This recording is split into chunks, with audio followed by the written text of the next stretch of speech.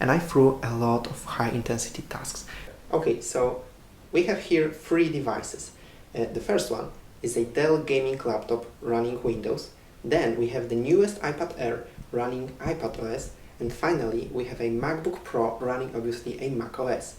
Now the question to you is, which of these is the most powerful one? It's the iPad Air. Now which one has the best battery life? It's again the iPad Air. Which one is the cheapest one? It's the iPad Air. Which one is the most portable? Well, obviously iPad Air. And arguably the best screen is also on the iPad Air. So let's talk about the iPad Air.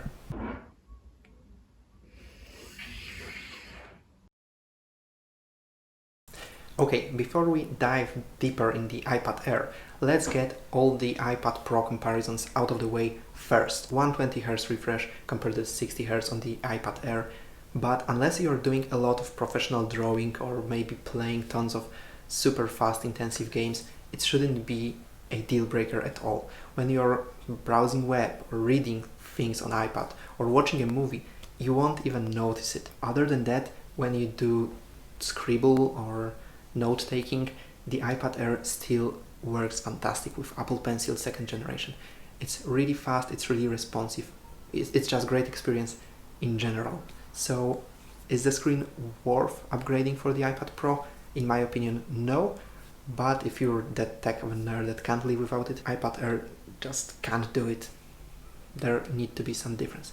Another one quite significant is the under the hood RAM difference. You see the iPad Air has only 4 gigs of RAM while the iPad Pro has 6 gigs of RAM. And while it may be a case for future-proofing, currently I couldn't find the RAM to be a bottleneck for the tasks I threw at my iPad Air. And I threw a lot of high-intensity tasks. The A14 just stormed through them, and RAM management is really great on iOS devices. You need to remember that. Now the third difference is the additional camera on the iPad Pro and the LiDAR sensor, but they are so insignificant for me that I'll just skip it. All I had to say is that the main camera is the same on iPad Air and the iPad Pro, and it's just perfectly fine for scanning documents. End of discussion. Now, is the performance on the iPad Air as good as on the iPad Pro? Well, let's check it out. Let's see how the iPad Air performs when editing and exporting a 4K video. Here is the test compared to the two machines we saw at the beginning.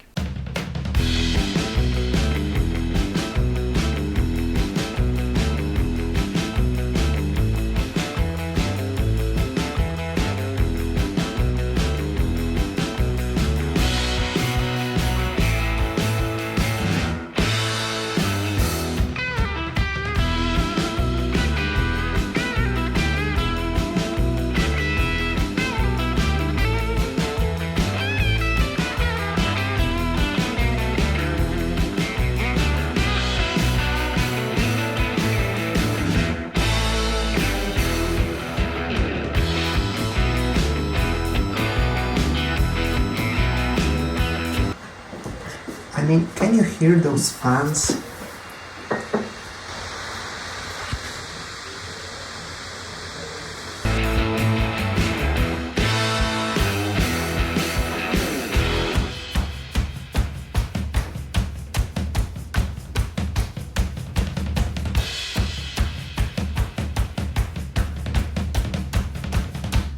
If those results aren't convincing for you, I don't know what else you need. Remember that the video after the iPad's export was sped up 600%. Still, the iPad did the export in 27 seconds, while computers need over 3 minutes to do the same task, sweating enormously. And the laptops were connected to the power source, while the iPad did it on its own battery, and it can do it everywhere you like. It's so portable, it's so powerful, and it's so super efficient thanks to the A14 Bionic chip, which is the Apple's first 5nm process, and it's just stunning. iPad Air has the greatest battery life of all Apple's iPads, which is actually an edge over the iPad Pro you should consider when buying it. You see, it will be just perfect for students when you need to ensure that your iPad lives through the whole day of lectures without dying out. But ever since the 2015 big iPad Pro, people knew that the hardware wasn't the limitation, it was the software. And thankfully, Apple did a ton of work to fix this issue. Mainly, the introduction of iPadOS. It fixed so many problems. Thanks to iPadOS, you can now open a full desktop webs on your iPad, which is such a huge deal. I didn't even know. You see, you can now open YouTube Studio. It's a huge bonus for the creators. But more importantly, there are many websites that simply weren't working on mobile, and it was a deal for me as a student because I couldn't log into my university's web page because it only opened on the desktops for some reasons. Now I can, and now I have this peace of mind for that there won't be many such situations in the future. Another big thing, also important for students, is the fact that you can plug and use external storage devices, and it's huge. And with iPad Air you can use its USB-C port, which is really convenient compared to the dongle life you lived on the Lightning iPads. And I think that the A14 Bionic, the Apple Pencil 2nd generations and the USB-C ports should alone be enough to go to the iPad Air over the regular 10.2-inch iPad. In the meantime, the iPad Pro suffers from the diminished return because the additional features it gets aren't worth $200 in my opinion over the iPad Air, since all iPads run the same iPadOS. Now, Apple wasn't the only one working hard on the software side of things on the iPads. You see, there are now many third-party apps that are really fantastic and often superior to the desktop counterparts in aspects like pricing. You see, on the iPad you can get a LumaFusion, which is full-fledged video editor that is one-time $30 payment compared to, for example, $300 for the Final Cut Pro, or the ridiculously expensive monthly payment of Adobe Creative Cloud. Another great app is Procreate, and thanks to the Apple Pencil 2nd generation, you can really enjoy it on the iPad Air. Finally, because it's a mobile device, not a desktop, you can benefit from things like a full Microsoft suite of apps for free. Yes, you get Word, you get Excel, you get Microsoft Teams, you get everything you want for free on the iPad, and it works just perfectly, especially since now you can use Bluetooth keyboard and mouse, and because the iPad Air has the same external size as the iPad Pro, you can use the Magic Keyboard or other iPad Pro accessories, which is really good news because those are great accessories. So basically, if you want to buy an iPad, the iPad Air is the best choice that's currently available, unless you really need those extra features of the iPad Pro and it isn't a diminished return for you. But the question you should ask yourself now is, can you buy an iPad at all? You see, while the software experience was greatly improved over the years, it is still the limiting factor, because while iPadOS is great, it's still another OS and there are apps that simply won't support it.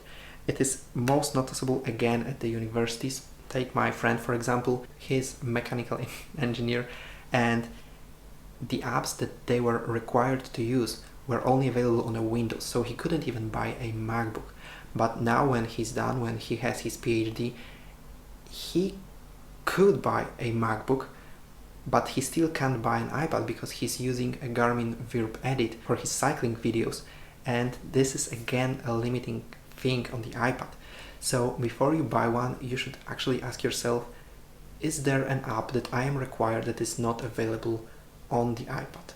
Because sometimes you need to use particular app that may have an alternative, a really good alternative on the iPad, but your university, your workplace or something else simply requires you to use the particular one that isn't available.